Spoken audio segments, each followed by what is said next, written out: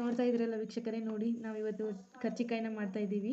ಎಷ್ಟು ಕೆಂಪಾಗಿವೆ ನೋಡಿ ಎಷ್ಟು ಕ್ರಿಸ್ಪಿ ಆಗಿದೆ ಅಂತ ನಾನು ಈಗ ಒಂದು ಮುರಿ ತೋರಿಸ್ತೀನಿ. ನೋಡಿ ಫ್ರೆಂಡ್ಸ್, ಎಷ್ಟು ನೋಡಿ ಸೌಂಡಲ್ಲಿ ನಿಮಗೆ ಗೊತ್ತಾಗ್ತದೆ ಅದ್ರ ಕ್ರಿಸ್ಪಿನೆಸ್ ಹೇಗಿದೆ ಅಂತ. ಇದನ್ನ ಹೇಗೆ ಮಾಡೋದು ಅಂತ ನೋಡೋಣ ಬನ್ನಿ. ಬೆಲ್ಲದ ಸುಸ್ಲ ಹೇಗೆ ಮಾಡೋದಂತ ನೋಡೋಣ.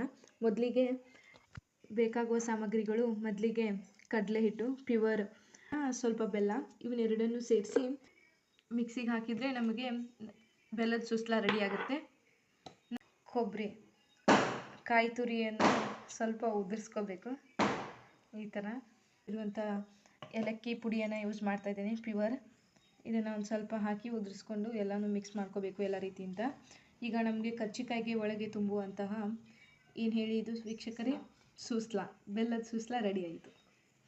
ನಾವು ಉತ್ತರ ಕರ್ನಾಟಕ ಸೈಡ್ ಕರ್ಜಿಕಾಯಿ ಮಾಡ್ತೀವಲ್ಲ, ಕರ್ಜಿಕಾಯಿನ ಹೇಗೆ ಮಾಡ್ತಾರೆ ಅನ್ನೋಕ್ಕೆ ಸೂಸ್ಲ ರೆಡಿ ಇದೆ. ನೆಕ್ಸ್ಟ್ ಈಗ ಕರ್ಜಿಕಾಯಿಗೆ ಇದು ಮೈದಾ ಹಿಟ್ಟು ಮತ್ತು ಸ್ವಲ್ಪ ನೀರು ಹಾಕಿ ಎಣ್ಣೆ ಹಾಕಿ ಈಗ ಮಾಡ್ಕೊಂಡಿರೋದು. ಈಗ ಇದನ್ನು ಸ್ವಲ್ಪ ಸ್ವಲ್ಪ ತೊಗೊಂಡು ಒಂದು ಸ್ವಲ್ಪ ಹಿಟ್ಟನ್ನು ನೋಡಿ ಎಷ್ಟು ಮೃದುವಾಗಿ ಫುಲ್ ಪಫಿಯಾಗಿ ಬಂದಿದೆ.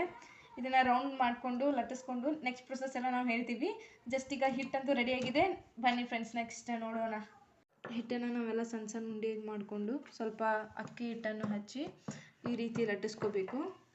ನಾವೆಷ್ಟು ತೆಳ್ಳಾಗಿ, ತೀರಾ ತೆಳ್ಳಗೂ ಲಟ್ಟಿಸ್ಬಾರ್ದು, ತೀರಾ ದಪ್ಪನೂ ಲಟ್ಟಿಸ್ಬಾರ್ದು. ಯಾಕಂದರೆ ಕರ್ಜಿಕಾಯಿ ತುಂಬ ದಪ್ಪ ಆಗಿಬಿಡುತ್ತೆ.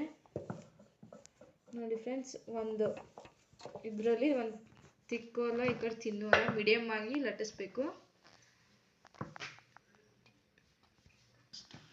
ಇವಾಗ ಇದನ್ನೆಲ್ಲ ತುಂಬಿಟ್ಕೋಬೇಕು.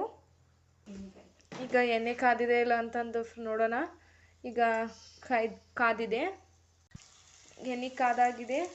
ಒಂದೊಂದೇ ಬಿಡ್ತಾ ಇದ್ದೀವಿ. ನೋಡಿ ಫ್ರೆಂಡ್ಸ್, ಎಷ್ಟು ಚೆನ್ನಾಗಿ ಫುಲ್ ಕೆಂಪಗೆ ಬರಬೇಕು, ಅಲ್ಲಿ ತನಕ ಫ್ರೈ ಮಾಡ್ಕೊಂಡು. ನೋಡಿ ಫ್ರೆಂಡ್ಸ್, ಎಷ್ಟು ಚಂದ ಬಂದಿದೆ, ಫುಲ್ ಕೆಂಪು ಕಲರ್ ಬಂದಿದೆ.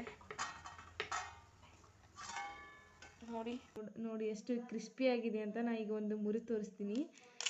ನೋಡಿ ಫ್ರೆಂಡ್ಸ್, ಒಳಗಡೆ ಎಲ್ಲ ಎಷ್ಟು ಚೆನ್ನಾಗಿ ಸೂಸ್ಲ ಎಲ್ಲ ಅಂಟ್ಕೊಂಡಿದೆ.